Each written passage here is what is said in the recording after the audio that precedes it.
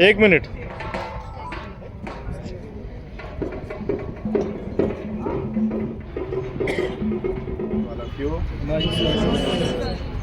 शिवस्पंदनचं दुसरं वर्ष आणि शिवाजी विद्यापीठाचा परिसर आणि त्यातले विद्यार्थिनी त्यांचा सळसळता उत्साह आणि सगळ्यांना अशी माझी कलाकृती सगळ्यात अतिशय सुंदर व्हावी याची एक्साइटमेंट आणि त्या अर्थानं सगळ्यांनी केलेली तयारी.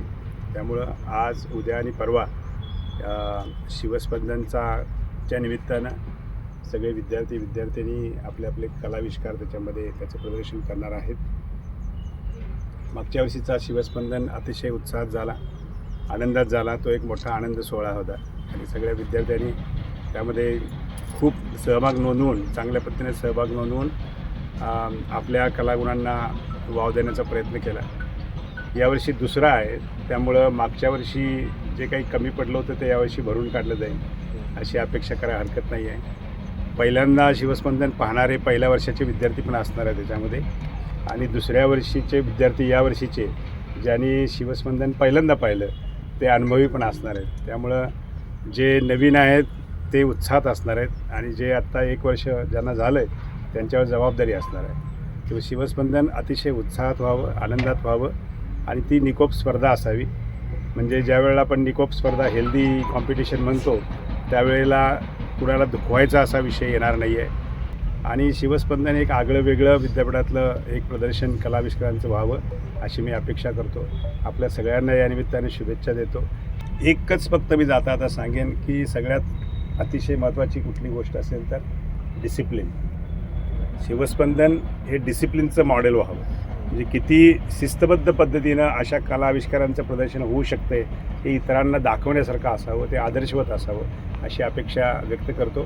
आपल्या सर्वांना खूप शुभेच्छा देतो आणि 3 दिवस अत्यानंदाचे जावो असं मानतो आणि आपल्याला शुभेच्छिंततो आणि थांबतो. नमस्कार. घडलेलं नाही आणि हे फार चांगलं एक द्योतक आहे असं मला वाटतंय. तसेच यावर्षी वाद्य महोत्सव आपण आयोजित केलेला आहे.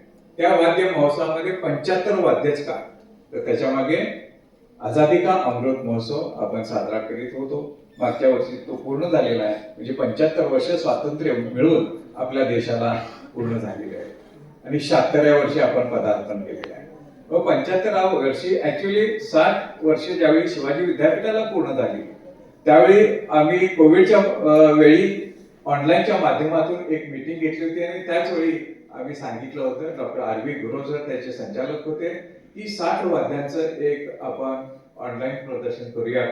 आझादी का अमृत महोत्सवचा मुहूर्त आपण पकडला आणि त्या निमित्तानं आपण 75 वाद्य आपण या ठिकाणी गोळा केली, म्हणजे कलेक्ट केली. आता कुठून केली हे सगळं मला नितीन कांबळे सरांना विचारायला लागेल, पण अतिशय कौतुक मला या ठिकाणी त्यांचं करायचं आहे की ते यशस्वी झाले.